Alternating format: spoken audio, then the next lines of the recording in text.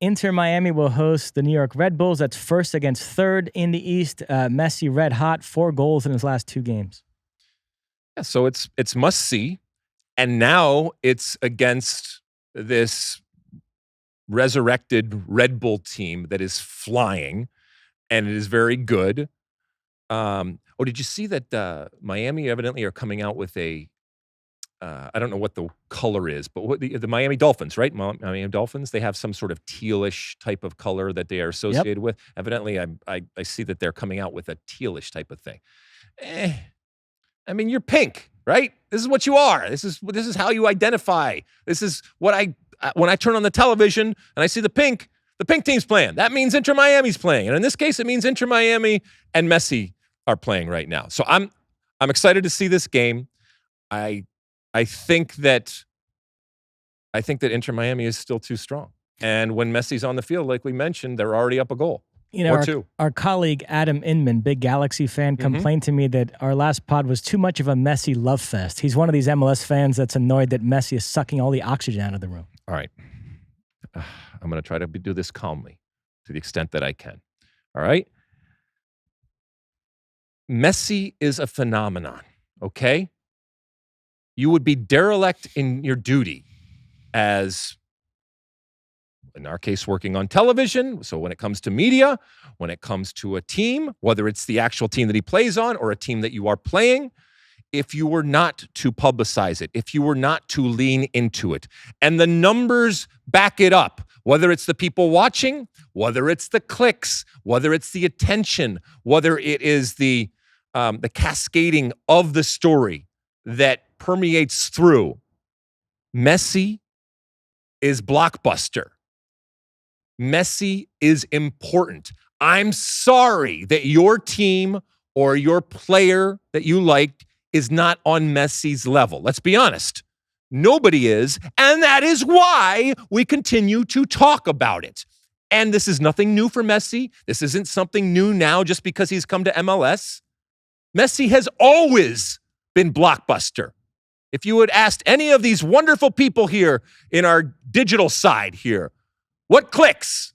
What's the surest way to get people to your tweet or to your story? Well, include Messi. Oftentimes in the past, include Messi and Ronaldo. But this is Messi. This is the story. This is what's driving this team, obviously, but this is also what is driving the interest when it comes to Major League Soccer. And so you're damn right we're going to lean into it, and we'd be stupid not to.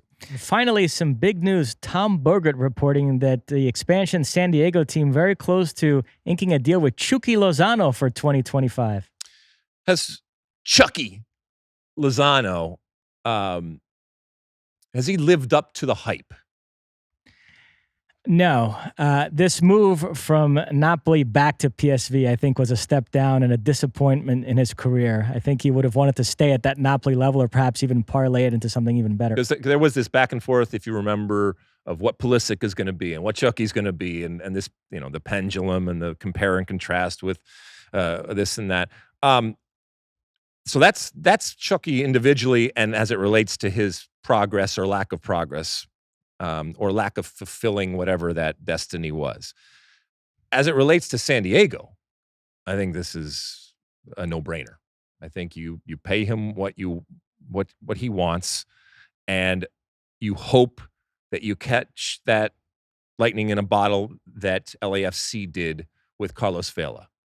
And I know that they're different types of players, but he is still talented. He is still going to sell tickets. He is still a name for a San Diego team that we know is going to try to attract the Mexican American audience and what Chucky Lozano represents. I just think it's smart business for San Diego. It's smart business for MLS, and it might be perfect timing for him to come back in this type of capacity. Some of these rumors have already been refuted. Nevertheless, I've seen San Diego linked with Carlos Vela, Guillermo Ochoa, Chucky Lozano now, Miguel Herrera potentially as a manager. There seems to be this belief that they're going to go all in on the Mexican angle.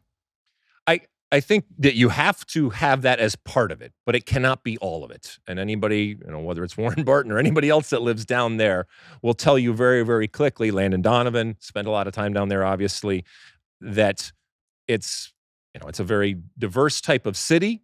And while it is oftentimes associated with Mexican culture and the Hispanic and Latino culture when it comes to going down there, and it's a huge part of that city, that's not all that it is. And if you really are doing it right, you're able to bring everybody in and use it as a uniting force for this team and ultimately have a fun team on the field.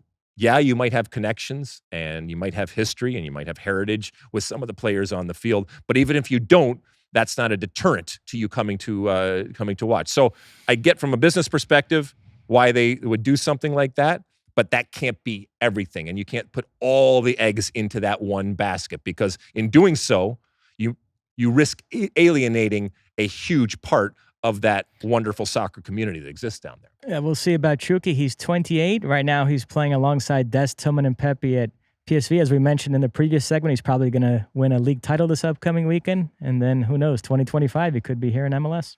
Yeah, well, we'll see him this summer, no matter if he's in MLS or not, and then obviously on to 2026. And who knows, maybe he's another one of these players that will use MLS to get ready for the 2026 World Cup. You like that clip?